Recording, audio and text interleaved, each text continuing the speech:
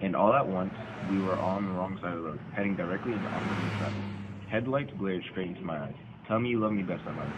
Her voice once more calm, and her hands on the wheel were steady. "Convince me, Matthew."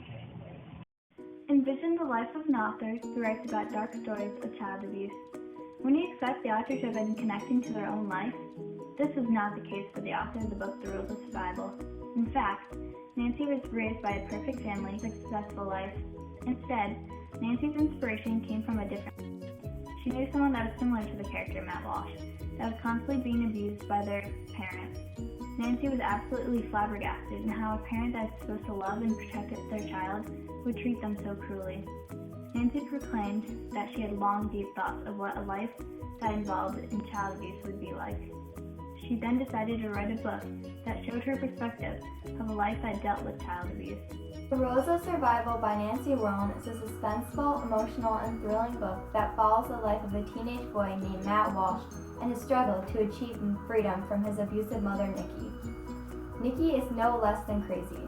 Throughout the novel, she threatens to kill Matt with a knife wedged up to his neck for stealing a cookie, and dangles her youngest child, Emmy, by her ankles over a cliff.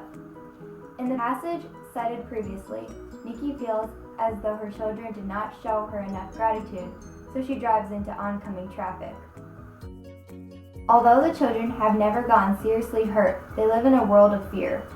Every event that happens could be a trigger that sets off their mother, and they never quite know what lies in front of them.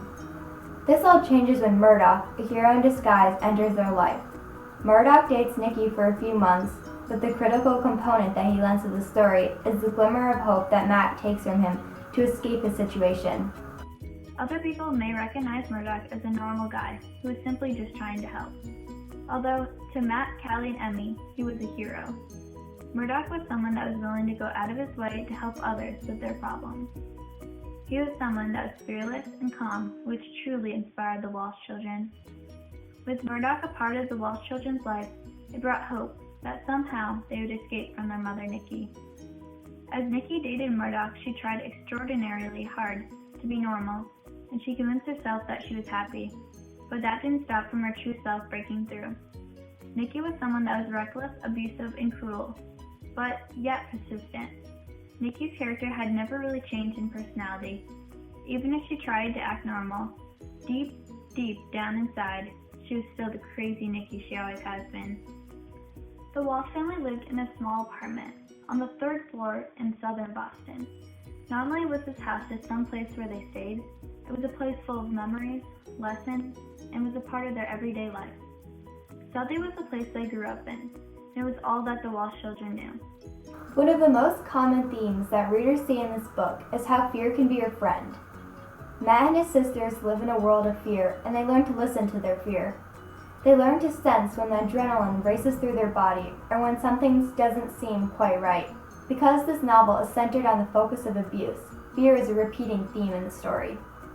In the beginning of the story, when Matt is around 13, he is no less than petrified of his mother. He sits still when she punches him over and over again in the face, but he never speaks up. However, as he ages and becomes stronger both mentally and physically, he stops letting his mother take advantage of him.